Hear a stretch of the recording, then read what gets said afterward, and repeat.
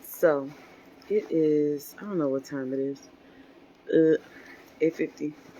I'm all bundled up because I get to be bundled up.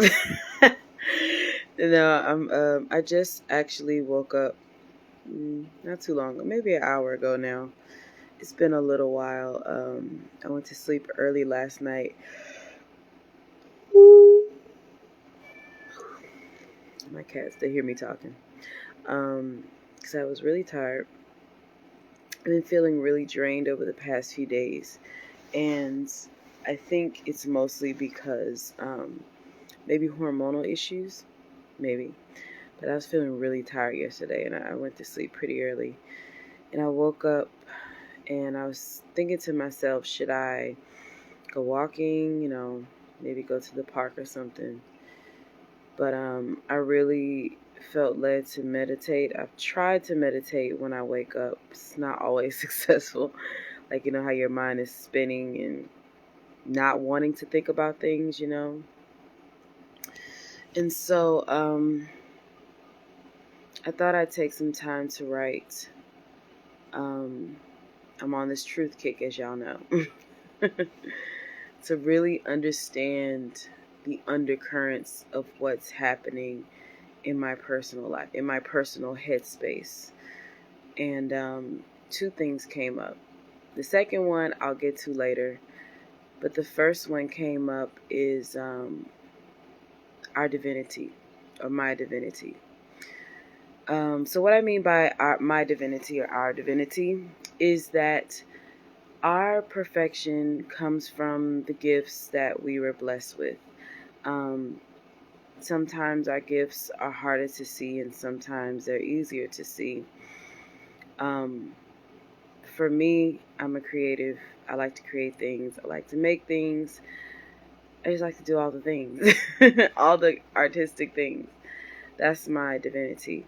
And I have some other things that I don't know about yet. But in my writing,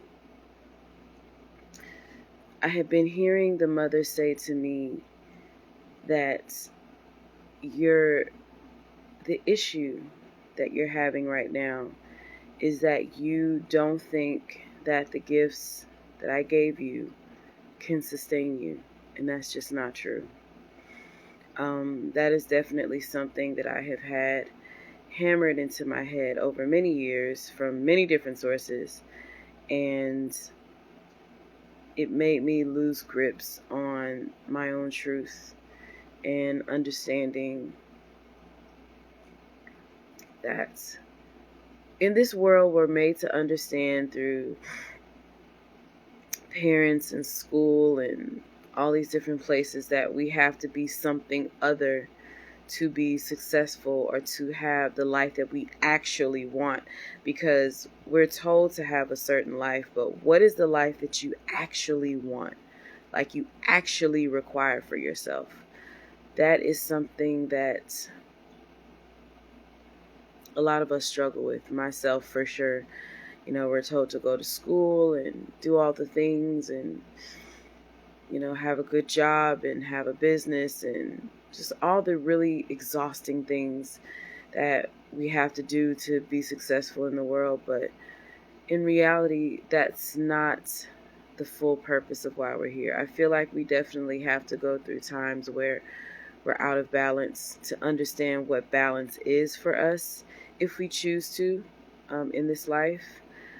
I choose to because I know that there's no other way to be except in balance. And so, hi Orisha Word. How you doing today? So,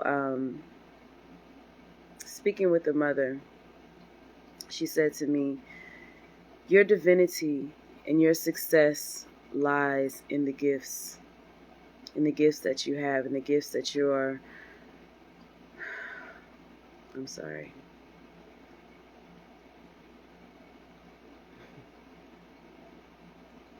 I'm talking too fast.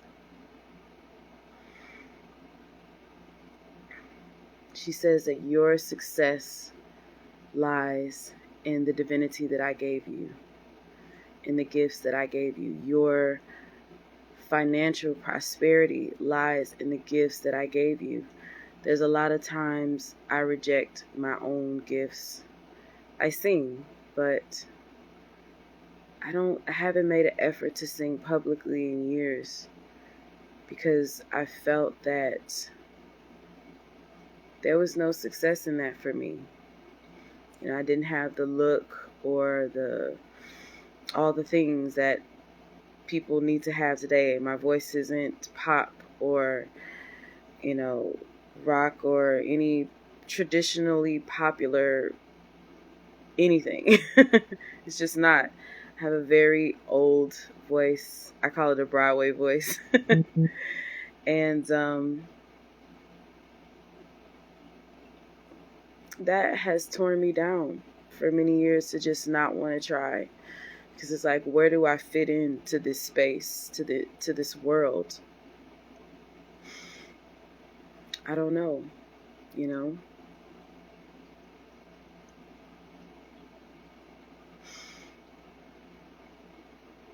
And she's calling me to come forth.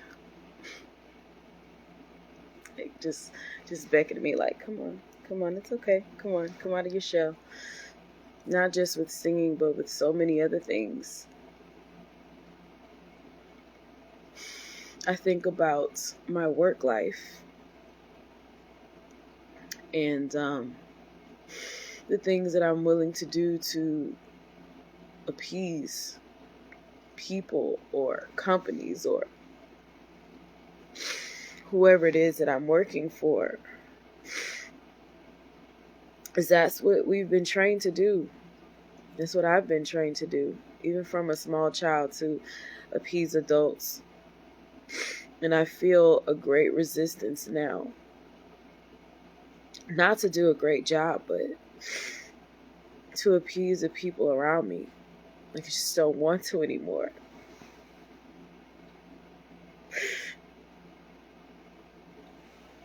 For so many years, I've been okay with being other because it helped me to survive. I feel like I was talking to my mom about this. Like, I can't be other anymore.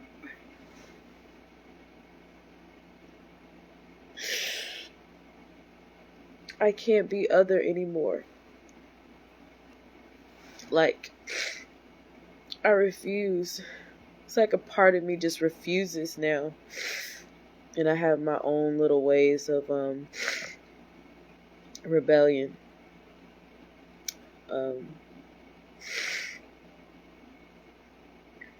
Even in my own job.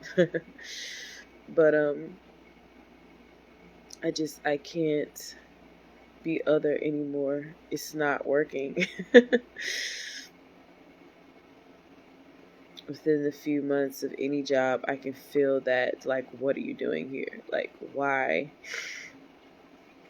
I was asking the mother a few weeks ago for a better work environment. I was just giving her a list. I want this type of situation, this type of, really want someone to work for someone who is inspiring and supportive and a really amazing. I've never worked for, well, it's a lie. I've worked for women before, but like a CEO or a boss, like, I just want a great representation of that, to see how someone like that moves.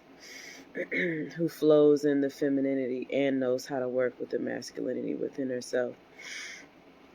And I was asking for all these things, and mother's like, okay, but that's not what I want for you.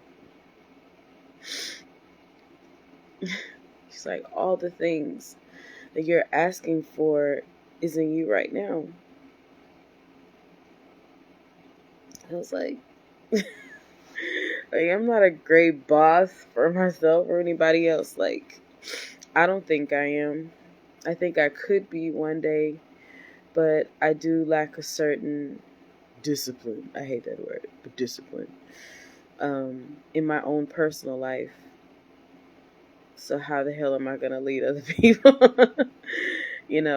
And I've changed the parameters of discipline for myself. and look at it as a way to love myself. Look at it as another form of self-love versus something that is forced upon you, because I'm a rebel. I can't be made to do anything. I got to do me at all costs. I was watching a video. This is a sidetrack. I was watching a video of this gamer guy. I don't know what his name is. It's a black guy, but he makes like funny videos. I don't know if he's a gamer, but he makes funny videos. And he was making a video about, I think they were playing, what's that shooting game? See, I don't know. I want to say Halo, but that's not what it is. Call of Duty, that's what it's called. And he's with, he's playing online. He's with his team, but he's decided that he's gonna go rogue. And he's gonna go do shit. Like, they done made a plan, but he decided he's gonna go do shit on his own and save the day and all that shit. And it backfires so bad. All of his team dies, and he I thought we had one more guy. Wait a minute, we do. He's in the backyard. And he like, oh shit. He's like, what the fuck are you doing? He's like, why did y'all die? Like, I was trying to do something. But it made me laugh because it reminded me of me so much. Like, I gotta do me at all costs. I can't be with the crowd. Like, that shit kills me. It kills me on the inside. But, I'm sorry, I got sidetracked. Either way, I have to do me at all costs. And I recognize now what the mother was trying to get at. Like, hey, you have the ability to do all the things that the environment that you want, you can literally create that for yourself.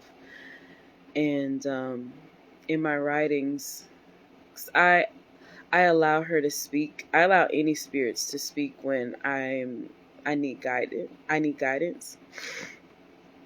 And I allowed her to speak through me, through the pen, through my mind. And she was saying that you have the capability to not only survive, but thrive off of your gifts. All I'm asking you to do is try. That's it. Just try. And I was like, well, how am I going to convince myself it's worth it if I don't see the rewards? Because I've done creative things in the past and I just didn't really see the immediate rewards. And by immediate, I mean, income, hell. I mean, it's nice to do, don't get me wrong, I'm going to be creative anyway for free. I do it for free all the time just because I love it. But, somebody got to buy the materials, And she was like, no, just trust me. Just try. Just open your mouth. Just speak. Just sing. Just draw. Just paint. Just do all the things that you love to do. Follow your divinity. Follow your divinity and it will take you places that you never dreamed of. Follow your interests, the things that interest you. Do them more.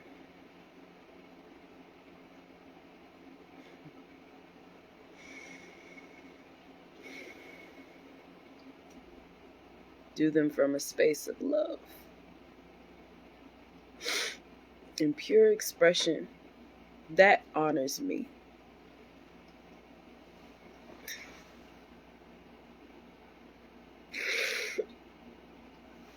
You living your life the way I designed it allows me to express myself through you. It honors me. And I get to see my creation in its full effect. When you think about it, you have, I have a fan in my room, right? And a fan is supposed to blow. And if I plugged it up and turned it on and nothing happened, it blew sometimes, it blew, every once in a while, but it never went to its full capacity of what it's good at. Then what good would it do for the person who created it? If I created the fan, but it didn't do what I created it to do, it's disappointing. And I know I could never disappoint the mother. Me being me is honoring. It honors me, but to not allow myself to really indulge and do all the things that I was created to do,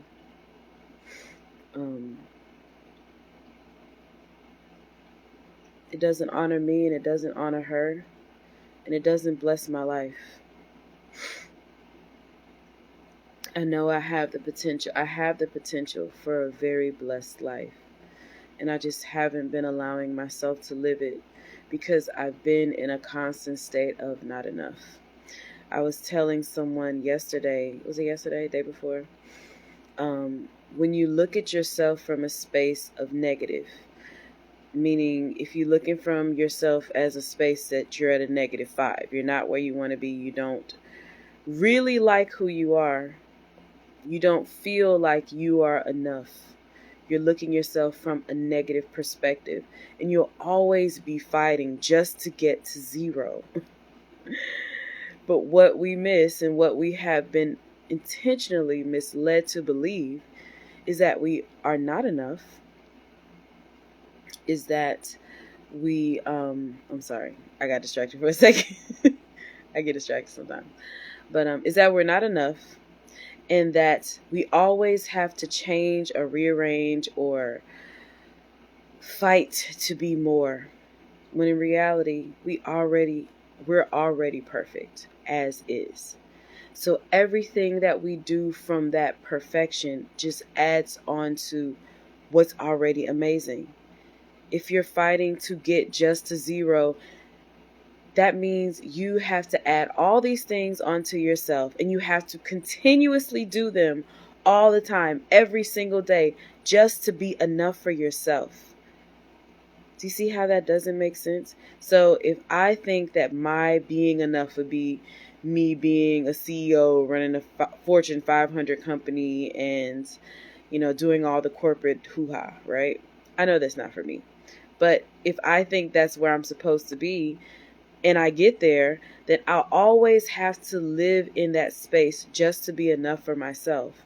But it's not what I want to do. It's not where my divinity lies. So that means I will always be exhausted.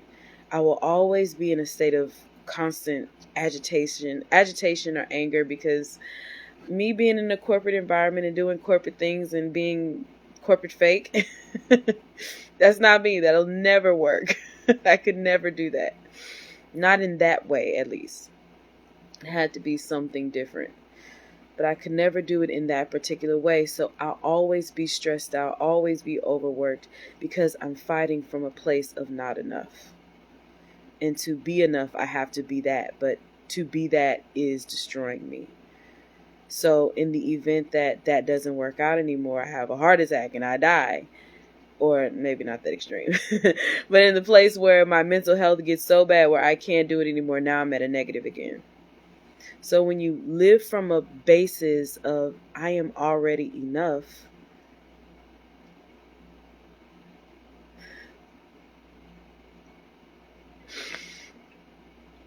when you live from a space that I am already enough, everything that you do from that moment on adds on to your divinity, adds on to your